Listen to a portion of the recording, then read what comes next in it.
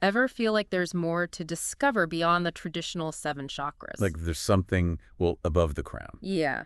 And we're diving deep into that today, exploring how an ancient Tamil concept, Siva Yoga Nila, might unlock a new understanding of the eighth chakra. It's like piecing together a puzzle using ancient wisdom to shed light on these modern interpretations. Exactly. We're journeying back in time to ancient Tamil Nadu with Avayar, a poet saint revered for her spiritual insights. Her work, Nanakkural, is considered a masterpiece, and within it lies a chapter dedicated to Siva Yoga Nila.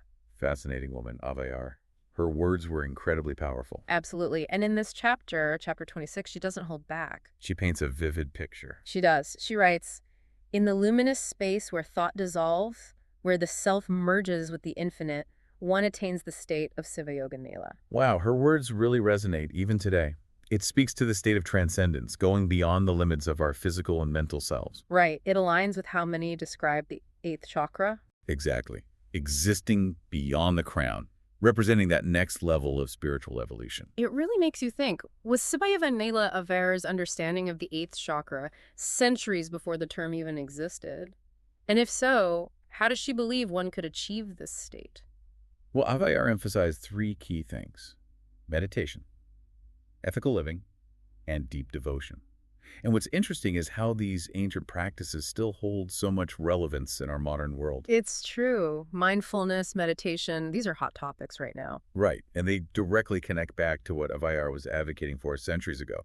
It emphasizes this timeless wisdom embedded within her work. So if we view Siva Yoga Nila through the lens of the eighth chakra, could it provide a new perspective, a deeper understanding of how to activate it ourselves? It's certainly possible. By exploring ancient traditions, we might uncover forgotten pathways to spiritual growth. But this is where it gets tricky. While Siva Yoga Nila and the modern eighth chakra concept share similarities, they come from vastly different times and cultures.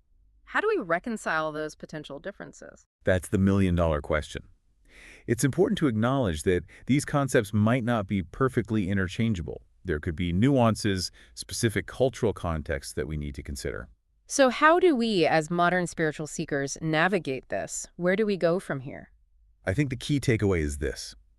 We can use these ancient teachings, these different lenses, to deepen our understanding, not necessarily to find one definitive answer, but to open ourselves to new ways of thinking about spiritual growth. To use these ancient teachings as a springboard, Precisely, to fuel our own personal exploration. to maybe even unlock new levels of understanding within ourselves. Exactly, and who knows what we might find. The journey is part of the beauty. Absolutely, it always is. So to our listeners, we leave you with this. As you delve deeper into the eighth chakra, consider exploring Avayar's Siva Yoga Nila. It might hold the key to unlocking insights you hadn't considered before. And who knows, it might spark a new level of understanding on your own personal journey. And that's what this deep dive is all about.